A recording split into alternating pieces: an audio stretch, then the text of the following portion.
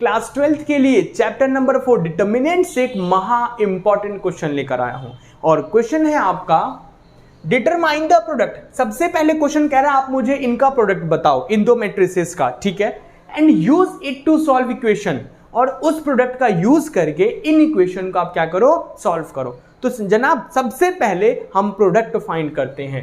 इसको मैं matrix a name दे रहा हूं, इसको मैं मैट्रिक्स बी नेम दे रहा हूं। ओके चलो, सो हम फाइंड करने जा रहे हैं A B. 1 -1 2 0 2 -3 3 -2 4 and matrix B क्या है आपका -2 0 1 9 2 -3 6 1 -2। तो जनाब सबसे पहले हम ए बी फाइंड करने जा रहे हैं। ओके चलो, दो मैट्रिक्स का मल्टीप्लिकेशन तो आता है आप लोगों को, है ना। पहले मैट्रिक्स के रॉ को दूसरे मैट्रिक्स के हम सभी कॉलम से मल्टीप्लाई करवाते हैं। कहने का मतलब R1 को C1 से, C2 से, C3 से, इसी तरीके से R2 को, इसी तरीके से R3 को। सो आइए स्टार्ट करते हैं।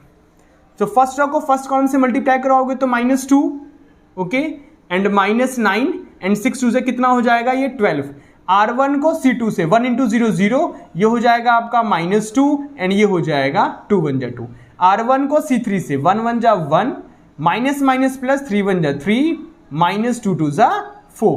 अब R2 की बारी है। 0 × -2 0, 2 × 9 18 एंड 6 3 से कितना हो जाएगा आपका 18। 0 × 0 0, 2 2 जा 4 एंड 3 1 जा 3।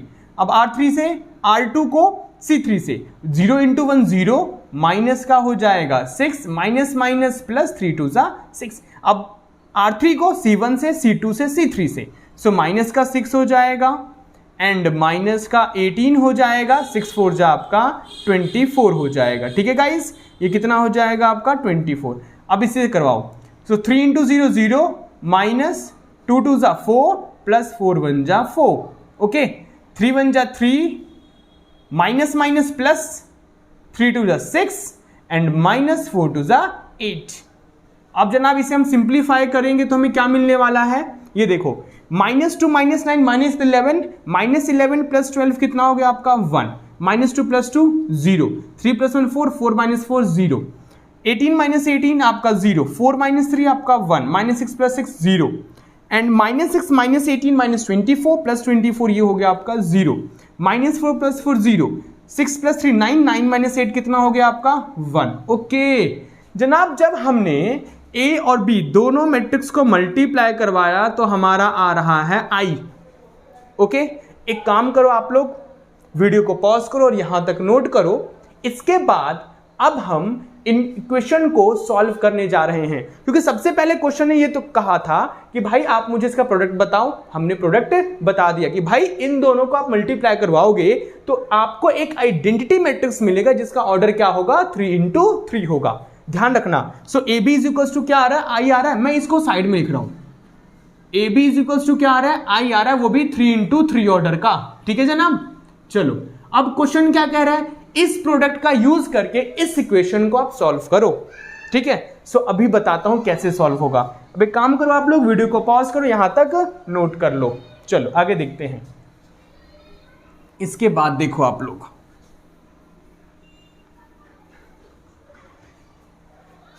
अब देखो, इसको आपने मैट्रिक्स ए नाम दिया था, इसको आपने मैट्रिक्स बी नाम दिया था, है ना। अब क्या करने वाला हूं, इसके बाद हम लिखेंगे the given system. Product find करने के बाद हम ये काम करने वाले हैं। The given system can be written as below. इस पूरे सिस्टम को मैं कैसे लिखने वाला हूं, Cx = D। Cx = D। जनाब C जो मैट्रिक्स है ना आपका, C जो मैट्रिक्स बताऊं कौन सा है, ये जो x y z के जो कॉफिशिएंट है ना, उन कॉफिशिएंट से जो मैट्रिक्स बनेगा उसको मैंने C नेम दिया है। C नेम क्यों दिया भाई, आपने सर Ax = B क्यों नहीं लिखा, भाई ए बी ऑलरेडी किसी का नाम है। अरे बस समझ में, ए बी ऑलरेडी किसी का नेम है, इसीलिए मैंने किससे स्टार्ट करा, C X और D से स्टार्ट करा है। C मैट्रिक्स क्या होगा, एक्स वाई जेड के जो कॉफिशिएंट्स हैं, ठीक है, उन उससे जो बनेगा मैट्रिक्स उसको मैं सी मैट्रिक्स कहूंगा। एक्स किसको कहूंगा, डी किसको कहूंगा, सारी बातें धीरे धीरे भी आपको बताता हूं मैं। सो सी मैट्रिक्स क्या है यहाँ पे, 1 -1 2। एक्स तो है नहीं, एक्स का तो कॉफिशिएंट है ही नहीं, तो 0 y क्या हो गया 2 एंड z क्या हो गया आपका -3, x का कोफिशिएंट 3 -2 एंड 4। क्लियर है? मैट्रिक्स x क्या होगा? मैट्रिक्स x क्या होगा एक बात बताओ आप लोग, जो आपको फाइंड करना है, एक्स वाई जेड फाइंड करना है ना, आपको एक्स वाई जेड फाइंड करना है, सो उसको मैंने क्या नाम दिया, मैट्रिक्स x नाम दिया, कैपिटल X, ठीक है। एंड डी जनाब मैं नेम दे रहा हूं, ये जो आप देख रहे हो कांस्टेंट, इसको इससे जो मैट्रिक्स बनेगा उसको डी नेम दे रहा हूं, दैट इज 1 1 एंड 2। बोलो यहां तक आप लोग क्लियर है? भाई जो मैट्रिक्स था ए, इसको ए नेम दिया, इसको बी नेम दिया, सबसे पहले उसने कहा कि प्रोडक्ट फाइंड करो, मैंने कर दिया। उसके बाद अब इस इक्वेशन को मैं सॉल्व करने जा रहा हूं। सो आपको पता होगा प्रोसीजर क्या है, Cx is equals to D लिखेंगे। आपने सर ए एंड बी क्यों नहीं लिखा? बिकॉज ए बी ऑलरेडी किसी का नेम है मैट्रिक्स का, इसलिए मैंने क्या कहा Cx is equals to D. जहां पे जो C है वो एक्स वाई जेड से जो कोफिशिएंट है ना उनसे बनने वाला मैट्रिक्स है। ये मैट्रिक्स X क्या है जो आपको फाइंड करना है, एंड मैट्रिक्स D क्या है, ये आपके कांस्टेंट है। क्लियर? चलो अब हम क्या करने जा रहे हैं, C का इनवर्स फाइंड करने जा रहे हैं। क्या फाइंड करने जा रहे हैं? C मैट्रिक्स का इनवर्स फाइंड करने जा रहे हैं। तो इनवर्स फाइंड करने का फॉर्मूला क्या था बताना जरा। C का inverse 1 upon determinant C into adjoint of C, ये फाइंड करने का फॉर्मूला है किसी का इनवर्स, ठीक है। बट अरे ये क्या, ये देखो कुछ दिख रहा है आप लोगों को, ये क्या, C मैट्रिक्स A मैट्रिक्स के इक्वल है। आपका C मैट्रिक्स जो है वो A मैट्रिक्स के इक्वल है, देख सकते हो आप। 1 -1 2 R1 1 -1 2 0 2 -3 0 2 -3 3 -2 4 3 -2 4। अच्छा, C मैट्रिक्स A के इक्वल है। तो एक बात बताओ जरा आप लोग, फिर मैं कह सकता हूं C का इनवर्स क्या होगा, मैट्रिक्स A का इनवर्स, है ना। अगर C इनवर्स, C जो मैट्रिक्स है वो मैट्रिक्स A के इक्वल है, तो C का इनवर्स A के इनवर्स के इक्वल होगा, है ना। ठीक है, वही A इनवर्स के इक्वल होगा। और क्वेश्चन ने मुझे बोला था कि जनाब इसको आपने, इस इक्वेशन को आपने सॉल्व करना है इसके प्रोडक्ट की हेल्प से। तो एक बात बताऊं, ये जो मैट्रिक्स B है ना, ये क्या निकल कर आया था आपका, आपने जब दो मैट्रिक्स को मल्टीप्लाई करा A B, तो क्या निकल कर आया आपका, I निकल कर आया था ना। तो मुझे एक बात बताओ, दो मैट्रिक्स का मल्टीप्लिकेशन आइडेंटिटी मैट्रिक्स कब आता है, जब किसी मैट्रिक्स को उसके इनवर्स के साथ आप मल्टीप्लाई करवाते हो, जब किसी मैट्रिक्स को उसके इनवर्स के साथ मल्टीप्लाई करवाते हो तो आपको क्या मिलता है, आइडेंटिटी मैट्रिक्स मिलता है। अच्छा, ये मैट्रिक्स B कुछ और नहीं है, A का इनवर्स है। कहने का मतलब जनाब A इंटू A इनवर्स क्या होता है, I होता है। ध्यान रखना आप लोग, किसी मैट्रिक्स को जब उसके आप इनवर्स के साथ मल्टीप्लाई करवाओगे तो ऑलवेज आइडेंटिटी मैट्रिक्स मिलेगा आपको। तो फिर मैं ये कह सकता हूं कंपेयर करवा के कि जब A into A inverse I होता है तो ये तो मैट्रिक्स A हो गया, और B कुछ और नहीं है, B कुछ और नहीं है, A का इनवर्स है।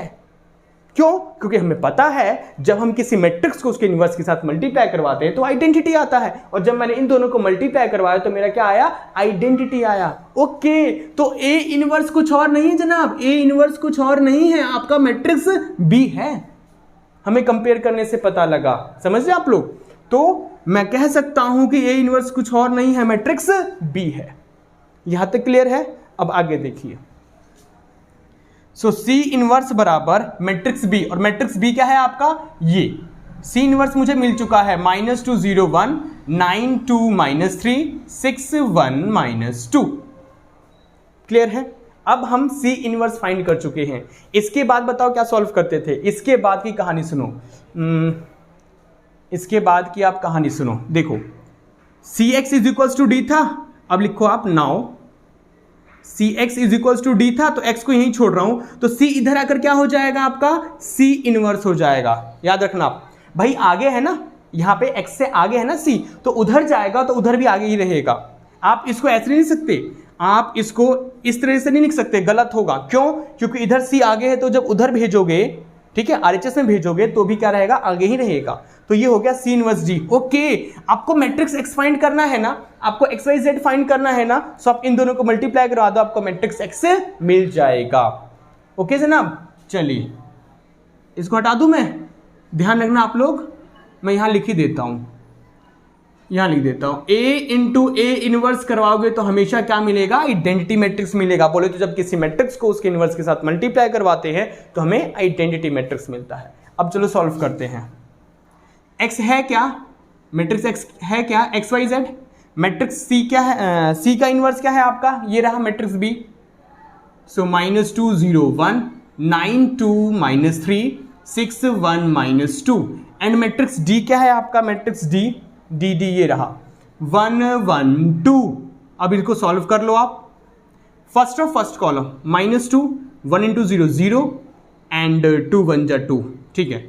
R1 R2 को इससे मल्टीप्लाई करो, सो 9 1 जा 9 9 1 जा 9 2 1 जा 2 एंड -3 2 जा 6। अब R3 को मल्टीप्लाई करवाओ, 6 1 जा 6 1 1 जा 1 2 2 जा 4, ठीक है। सो एक्स वाई जेड क्या आ रहा है आप जनाब, -2 + 2 0 9 + 2 11 11 - 6 कितना हो गया 5 6 + 1 7 और 7 - 4 कितना हो गया 3। सही कर रहे हैं हम लोग। -2 + 2 0 11 - 6 5 और ये 3 हो गया, ठीक है। चलिए अब इसके बाद कहानी खत्म नहीं हुई, अब एक लाइन लिखना जरूरी है, ठीक है। क्या जरूरी है, लिखो by equality of matrix, by equality of matrix. X किसके इक्वल होगा, एक्स किसके इक्वल होगा 0 के, वाई किसके इक्वल होगा 5 के एंड जेड किसके इक्वल होगा आपके 3 के। और ये रहा आपका आंसर। जहर क्वेश्चन था ना जनाब। सो क्वेश्चन सबसे पहले आपसे ये कह रहा था दोनों मैट्रिक्स का आप मुझे प्रोडक्ट बताओ और उसका यूज करके इस इक्वेशन को सॉल्व करो। तो हमने जब दोनों को मल्टीप्लाई करवाया तो हमारा आइडेंटिटी मैट्रिक्स आया 3 into 3 ऑर्डर का। और हम जानते हैं दो मैट्रिक्स का मल्टीप्लिकेशन आइडेंटिटी मैट्रिक्स तभी होगा जब आप किसी मैट्रिक्स को उसके इनवर्स के साथ मल्टीप्लाई करवाओगे। आदि बात समझ में। तो फिर जो आपका बी मैट्रिक्स कुछ और नहीं था, ए का क्या था, इनवर्स था। आदि बात समझ में, ठीक है। सो क्वेश्चन क्या था, आप इस प्रोडक्ट का यूज करके इस इक्वेशन को सॉल्व करो। तो हमने कहा Cx = D। C क्या होगा, एक्स वाई जेड का कोफिशिएंट, x क्या होगा, एक्स वाई जेड जो आपको फाइंड करना है, एंड D क्या होगा, ये कांस्टेंट। तो भाई आपको पता है आप इस x को यहीं छोड़ दो तो C उधर जाकर क्या हो जाएगा, C इनवर्स। तो आपको जरूरत है C इनवर्स और D की। तो मैंने क्या देखा यार, C matrix A matrix A के इक्वल है। तो जब C A के इक्वल है तो C का इनवर्स A इनवर्स के इक्वल होगा। और A इनवर्स कुछ और नहीं है, आपका मैट्रिक्स B है ना। सो मैंने दोनों क्या करवा दिया, मुझे फिर इस तरीके से C का इनवर्स मिल चुका है। और जब C इनवर्स मिल गया तो C इनवर्स को मैट्रिक्स D के साथ मल्टीप्लाई करवा दिया तो XYZ आ गया। क्लियर है गाइस, समझ आया आप लोगों को, ठीक है। और भी कोई क्वेश्चन डिफिकल्ट हो, कोई कॉन्सेप्ट डिफिकल्ट हो, प्लीज मुझे आप कमेंट बॉक्स में जरूर बताएं। So thank you so much, मिलते हैं नेक्स्ट वीडियो में इससे भी जहर क्वेश्चन के साथ।